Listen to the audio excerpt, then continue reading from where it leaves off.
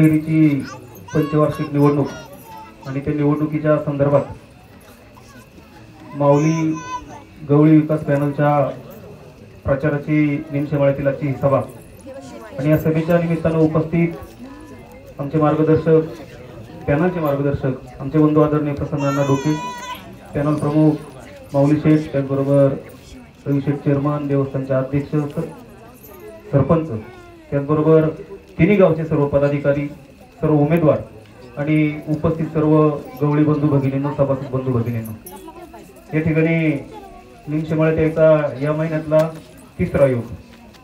मागच्या वेळेस मी म्हणलो अलीकडे निमशेमाळ्यात येण्याचा सरपंच योग वाढलेला आहे. मल्हार ज्यावेळेस 64 घरांचा जिल्ह्यामध्ये बादशाह झाला त्यावेळेस त्याच्या सत्कारासाठी 2-3दा येणं झालं, त्याच्या मार्गदर्शनासाठी 2-3दा येणं झालं. नंतर गॅदरिंगला आलो आणि आता या प्रचाराच्या निमित्तानं निमशेमाळ्यात यायचा योग आला.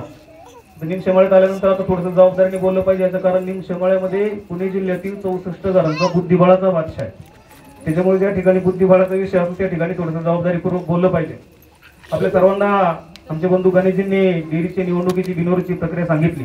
आपण सर्वजण मंडळी त्या ठिकाणी बिनविरोधच्या प्रक्रियेमध्ये अहोरात्र त्या ठिकाणी प्रयत्न करत होतो आणि ही बिनविरोधची प्रक्रिया करत असताना आळे, संतवाडी, कोळवाडी प्रत्येक गावातील प्रत्येक भागातील सगळ्यांना न्याय द्यायचा, सर्वसमावेशक पद्धतीने पॅनल तयार करायचं आणि त्या माध्यमातून संस्थांचा विकास करायचा ही आपल्या तिन्ही गावची परंपरा आहे आणि त्या परंपरेच्या माध्यमातूनच माऊली शेठ, प्रसन्न नाना या सगळ्या मंडळींनी त्या ठिकाणी बिनविरोधचा प्रयत्न केला. परंतु काही मंडळींना त्या ठिकाणी बिनविरोध इलेक्शन करायची नव्हती आणि जाणीवपूर्वक ज्या ज्यावेळेस बिनविरोधची सूत्र जुळत झाली त्यावेळेस काहीतरी खोडा काढायचा आणि त्या माध्यमातून ही प्रक्रिया बिनविरोध कशी होणार नाही अशा पद्धतीने त्या ठिकाणी सगळं चालू होतं.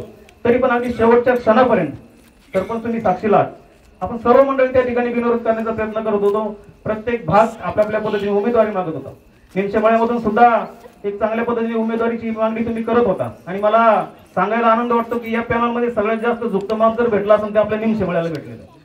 ज्यावेळेस उमेदवारी मागायच्या होत्या त्यावेळेस मी अनेक इलेक्शनला पाहिलेले, मागणी करायची तर निमशेमाळा आमदार जोरदारपणे आणि तितक्याच आग्रहाने आणि प्रेमाने करतो आणि मागणी मंजूर झाल्यानंतर तितक्याच ताकदीने पाठिंब्याने त्या पॅनलच्या पाठीमागे उभा राहतो. हा निमशेमाळ्याचा इतिहास मी या पाठीमागच्या काळामध्ये पाहिलेला आहे आणि या इलेक्शनच्या काळामध्ये आपण सुद्धा त्याच पद्धतीने या पॅनलच्या पाठीमागे खंबीरपणे उभे आहात, उभे राहणार आणि शेवटचं मत आपण त्या ठिकाणी जोपर्यंत मारत नाही आणि जोपर्यंत मतमोजणी पूर्ण होत नाही तोपर्यंत सगळे तरुण गवळी बांधव, सगळे कार्यकर्ते मंडळी आपण सर्वजण जागरूक राहू. हे राहत असताना समोरच्या पॅनलमध्ये आपल्याला काही टीका करायची नाही, परंतु अलीकडच्या काळामध्ये मागच्या 5-10 वर्षांमध्ये देशामध्ये फेक नेरेटिव्ह हा एक प्रकार नव्यानेच राजकारणात आलेला आहे. काहीतरी सांगायचं, काहीतरी बोलवाटा करायचा, लोकांची दिशाभूल करायची आणि त्या माध्यमातून सगळी प्रक्रिया संभ्रमात नाही. या ठिकाणी सर्वसमावेशक पॅनल बनवताना मला या ठिकाणी आज खरंच अभिमान वाटला. ज्या माणसाने आमच्या गाड्या दादांनी उभं आयुष्य त्या डेअरीमध्ये काम केलं, उभं आयुष्य त्या ठिकाणी शाळांमध्ये इकडे तिकडे दूध पोहोचवण्याचं काम केलं. आम्ही लहान असताना सुद्धा चेअरमन त्यांची किटली यायची, आम्ही वाटत पाहत असायचो कधी गाडी दादा येते आणि गरम दूध प्यायला भेटते गलत आणि आयुष्यभर सेवा केल्यानंतर त्या सेवेचा सन्मान म्हणून त्या कुटुंबामध्ये माऊली शेठ तुम्ही उमेदवारी दिली. मला खरंच तुम्हाला सर्वांच्या वतीने धन्यवाद द्यायचे. सर्व समावेशक विचार करून या ठिकाणी उमेदवारी दिल्या गेल्या आणि ह्या दिल्या गेल्या असताना आता समोरच्या बाजूला काही माणसंच राहिली नाही. मग काहीतरी सांगायचं, काहीतरी बोलायचं. मी तर कधीतरी काल परवा वाचलं, डेअरी वाचवा गवळी जागवा. तर म्हणलं हा काय प्रकार आहे? म्हणलं बरोबर आहे, डेअरी वाचवा, कारण जे संकुचित विचाराने आणि फक्त एखाद्या व्यक्तीच्या द्वेषापोटी उभे राहिले अशी लोक जर डेअरीवर गेली तर त्यांच्यापासून आपल्याला डेअरी वाचवलीच पाहिजे. म्हणून ते वाक्य खरं आहे. गवळी जागवा, गवळी सुद्धा जगवलं पाहिजे. ज्यांना जर त्या ठिकाणी प्रक्रियेची काही माहिती नाही किंवा फक्त वैयक्तिक द्वेषापोटी जी लोक त्या ठिकाणी निवडणुकीला उभी राहिलेले आहेत ते जर त्या ठिकाणी जर चुकून जर त्या ठिकाणी जर विजयी झाले तर गवळी त्या ठिकाणी जगणार नाही. म्हणून आपल्याला गवळी सुद्धा त्या ठिकाणी उभा करायचा आहे आणि तो उभा करत असताना या पॅनलच्या माध्यमातून आपण त्या ठिकाणी उभा करत असतो. दुसरा एक काहीतरी विचार त्या ठिकाणी पसरवला गेला, व्यापाऱ्यांचं पॅनल. मी काल जीवन शेठला चेअरमन सांगितलं, गवळी उत्पादक आणि व्यापारी या कुठल्याही संस्थेच्या एका नाण्याच्या 2 बाजू असतात.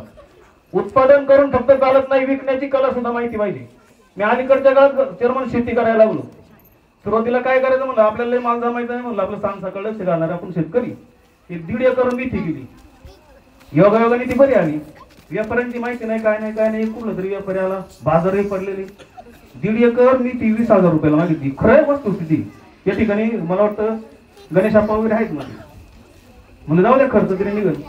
व्यापाऱ्याची पारख करताना आली चेअरमन, गाड्या घेऊन चाललं, त्याला म्हणलं पैसे लगेच सर मला फोन पेला मारतो, फक्त गाड्या जाऊ द्या. 1.5 वर्ष झाली त्याच्यामुळे व्यापारी सुद्धा तितकाच महत्वाचा आहे. आपण कष्टाने कमवायचं, कष्टाने उत्पादन करायचं, कष्टाने मी गवळ्यांचं सगळं पीक सकाळी उठल्यापासून तर संध्याकाळी झोपेपर्यंत काय कष्ट असं ते आपण पाहिलेले. दुसरा प्रकार व्यापाऱ्यांचा मी काल पाहिला, शुक्रवारी गुरुवारी मला वाटतं गुरुवारी बुधवारी जीवन शेठनी सांगितलं गुरुजी कांद्याला काही करा बरं का. म्हणलं माझी लय गडबडी शाळा येते. शेवटी शुक्रवारच्या लिलावाच्या दिवशी जीवन शेठनी स्वतः गाडी पाठवली, लिलाव तिकडे संपत आले, गोण्या भरून झाल्या, मला शाळेला जायची गडबड आम्हालाच भेटली. काय करावं म्हणलं आता. शेवटी म्हणलं नेऊ रविवारच्या मार्केटला. जीवन शेठ म्हणले तुम्ही ते गडबड करू नका, तुम्ही जा. जीवन शेठ स्वतः हमाली घेऊन त्या ठिकाणी आले, मार्केटला कांदा न्याला, 22.5 रुपयाने कांदा कापला आणि दुसऱ्या दिवशी आज कांदा झाला 10 रुपये. व्यापारी जर फसला तर किती अवघड परिस्थिती होती आपण पाहतोय. त्याच्यामुळे व्यापारी आणि उत्पादक गवळी हे एका नाण्याच्या दोन बाजू आहेत. त्याच्यामुळे समोरच्यांना काय प्रचार करायचा तो करू द्या, आपण आपल्या पद्धतीने त्या ठिकाणी एक दिलाने पॅनलच्या पाठीमागे खंबीरपणे उभे राहू. आणि येणाऱ्या काळामध्ये, कारण तुम्ही पाहिलेलं आहे 8 वर्षाचा काळ होता कोरोनाचा, त्याच्यामध्ये 3 वर्षाचा काळ होता. अत्यंत वाईट परिस्थिती त्या ठिकाणी होती. सगळे धंदे बंद होते, व्यापार बंद होते, नोकरदारांचे पगार मागे पुढे होत होते.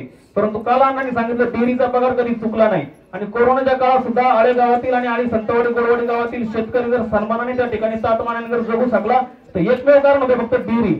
डेअरीमध्ये त्या ठिकाणी माऊली शेठ मला काल कळलं अगदी पोलीस बंदोबस्तामध्ये त्या ठिकाणी दूध घेऊन गेले आणि समोरच्याला दूध त्या ठिकाणी देत असताना पैशाची जी हमी ती ताकदीने वसूल करण्याची ताकद माऊली शेठ आणि उल्हास शेठ आणि सगळ्या मंडळींमध्ये होती. म्हणून कुठल्याही पद्धतीचा कोरोनाच्या काळात पगार त्या ठिकाणी थांबला नाही आणि आपला शेतकरी आपला गवळी बांधव जगवण्याचं काम त्या ठिकाणी डेअरीच्या माध्यमातून झालं. स्वाभिमानाने आपण त्याही काळात पोरांचे शिक्षण वगैरे करू शकलो. या पुढच्या काळात सुद्धा माऊली शेठच्या 8 वर्षाच्या काळामध्ये मागच्या पंचवार्षिकला आम्ही सगळी मंडळी तुमच्याकडे आलो होतो आणि त्यावेळेस तुम्ही चांगल्या पद्धतीचा आशीर्वाद देऊन माऊली शेठ आणि त्यांच्या नेतृत्वाखाली सगळ्या संचालकांना त्या ठिकाणी निवडून दिलं. एक चांगल्या प्रकारचं पथदर्शी काम त्या ठिकाणी केलं. अण्णा सांगतील त्या ठिकाणी. दुसरी महत्वाची गोष्ट का आग्रामध्ये सरपंच प्रीतम भैया काळे यांनी फार चांगली गोष्ट समजून सांगितली. ताकदीवर खासगी व्यापाऱ्याला दूध घातलं जातं, त्या ठिकाणी लिटरला 2.5 रुपये भाव भेटतो. 20,000 लिटर डेअरीचं कलेक्शन आहे आणि त्यांनी वर्षाचा हिशोब सांगितला काहीतरी कोटी रुपयामध्ये होता. 8-9 कोटी रुपये जर या पॅनलच्या विश्वासावर जर शेतकऱ्यांना गवळी बांधवांना मिळत असतील तर त्या ठिकाणी संस्थाही जगणार आणि गवळी जगणार आणि या पुढच्या काळामध्ये गावकीचा आणि डेअरीचा विकास सुद्धा चांगल्या पद्धतीने होणार. म्हणून सारासार पद्धतीने विचार करा. माझी तरुण गवळी बांधवांना विनंती आहे, जे वयस्कर सभासद आहेत आपण कृपया त्या ठिकाणी मतदानाची प्रक्रिया त्यांना समजून सांगा. मतपत्रिका फार मोठी आहे, त्या ठिकाणी त्यांना फक्त एकच सांगा, ज्या 3 मतपत्रिका येणार आहेत कुकर चिन्ह दिसलं की बरोबर मध्यभागी त्या ठिकाणी शिक्का मारायचा. नाव वाचायची काही गडबड करायची नाही, कारण मतपत्रिका मोठी आहे. दुसऱ्या मतपत्रिकेवर सुद्धा कुकरचं चिन्ह आहे, त्या ठिकाणी शिक्का मारायचा. तिसऱ्या मतपत्रिकेवर त्याच पद्धतीने करायचं. पॅनल टू पॅनल अशाच पद्धतीने जर मतदान केलं तर मला वाटतं आपण एक ऐतिहासिक विजय मिळवल्याशिवाय राहणार नाही आणि त्या ऐतिहासिक विजयामध्ये निमशेमाळा पुढे मागे असणार नाही ग्वाही याची खात्री आम्हाला आहे. आपण सर्वजण या पॅनलला प्रचंड बहुमताने विजयी करा अशा प्रकारची विनंती करून थांबतो. धन्यवाद. राजकारण, समाजकारण, शेती, उद्योग, गुन्हेगारी यातील नवनवीन घडामोडींसाठी आजच हिंदवी न्यूजला सबस्क्राईब करा आणि बेल आयकॉनवर क्लिक करायला विसरू नका. महाराष्ट्रातील एकमेव निपक्षपाती चॅनल म्हणजे हिंदवी न्यूज, सर्वसामान्यांच्या न्याय हक्कासाठी.